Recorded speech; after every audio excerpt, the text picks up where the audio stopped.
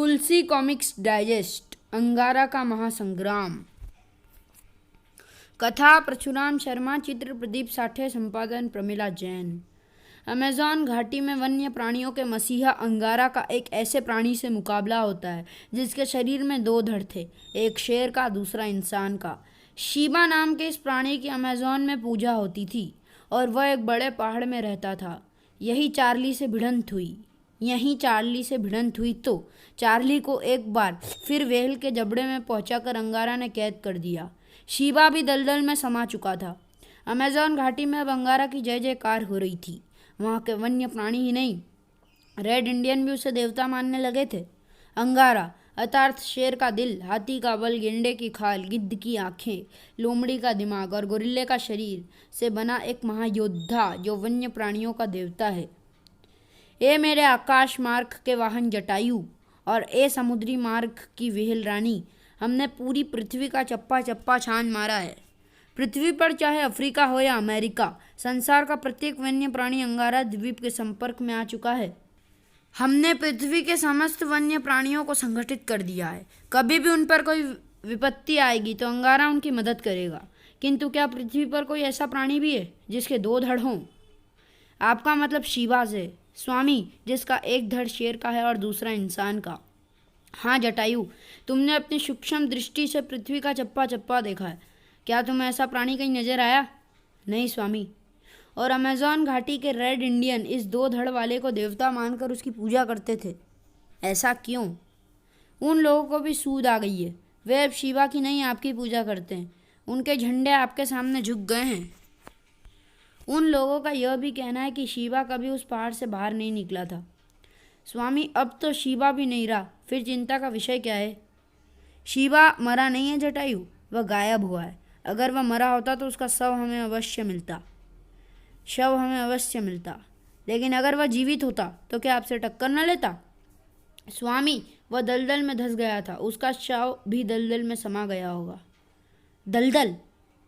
जटायु, शिवा उसी दलदल से तो प्रकट हुआ है। मुझे एक बार फिर उसी दलदल में ले चलो। मैं शिवा का शव देखना चाहता हूँ। चलिए स्वामी। अगर हमें शिवा का शव नहीं मिला तो फिर हम शिवा को पूरे ब्रह्मांड में तलाश करेंगे। व्हेल रानी, तुम इसी जगह हमारी प्रतीक्षा करो। अच्छा स्वामी। जटायु अंगारा को लेकर उस पहाड़ की ओर बढ़ चला जहाँ अंगारा और शिवा का अंतिम युद्ध हुआ था। जल्दी जटायु अंगारा को उस दलदल तक ले आया जहाँ अंगारा ने शिवा से लंबा युद्ध लड़ा था। यहाँ तो अब वीराना ही वीराना है। वह जानवर भी गायब हो गए जो यहाँ पहले शिवा की रक्षा करते थे। जटायु, मुझे नीचे उतारो। जानवरों का खून पीकर जिंदा रहने वाले शिवा, अगर तू जीवित है तो अपनी छिपी जगह से बाहर निकल और मुझसे युद्ध कर। मैं तुझे पराजित करके ही लौटूंगा। जटायु, मैं इस दलदल में उतरना चाहता हूँ। तुम एक बड़ी रस्सी का प्रबंध करो। जो आज्ञा स्वामी।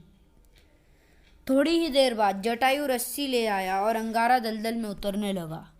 जटायु, मैं अगर रस्सी को झटका दूं तो मुझे बाहर खींच लेना, और अगर वहाँ शिवा की लाश हुई तो मैं उसे इसी रस्सी से बांधकर बाहर निकाल लूँगा। अंगारा रस्सी पकड़े नीचे उतरने लगा। तभी ठहरो। हैं? यह आवाज़ किसकी है?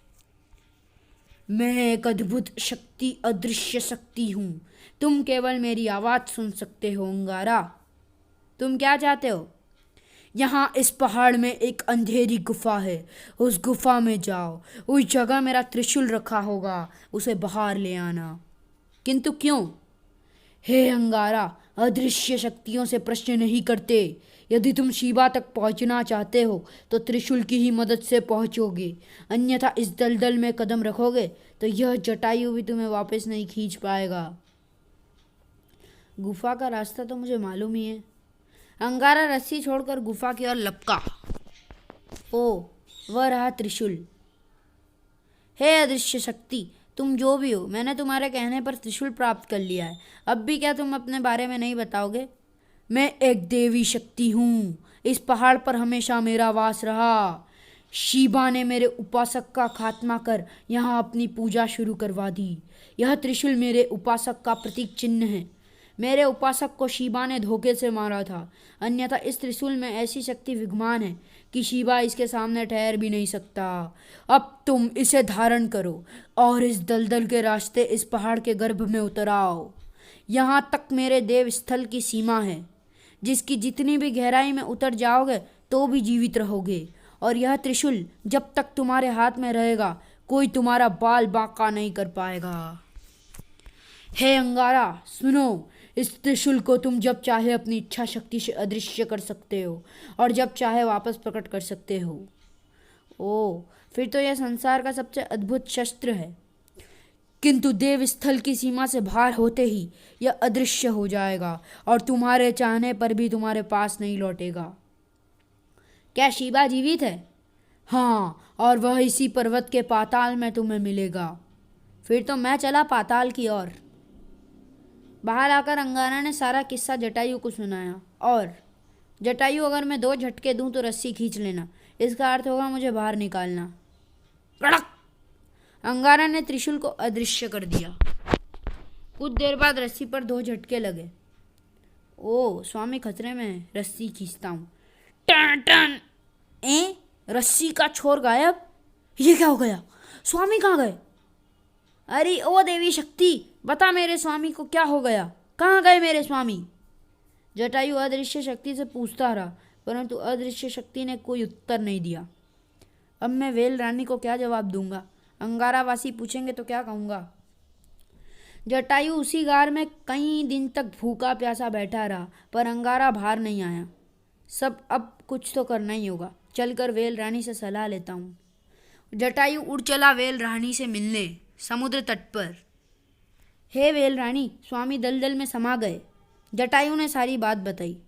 दलदल में तो मैं कुछ देख भी नहीं सकता। उस शैतान देवता ने एक त्रिशूल पकड़ा कर उसमें उतरवा दिया। फौरन अंगारा द्वीप खबर पहुंचाओगे कि स्वामी संकट में हैं। परंतु हमारे पास तो बहुत कम समय है। अंगारा द्वीप से मदद मिलने में तो बहुत समय लग जाएगा। तो फिर यहाँ के जानवरों और स्वामी के भक्तों को खबर करो। हाँ, यह ठीक रहेगा। और जटायु उड़ चला अमेज़न घाटी की ओर। जटायु ने सबको खबर कर दी। चलो, शिवा पहाड़ पर चलो, अंगारा देवता खतरे में है।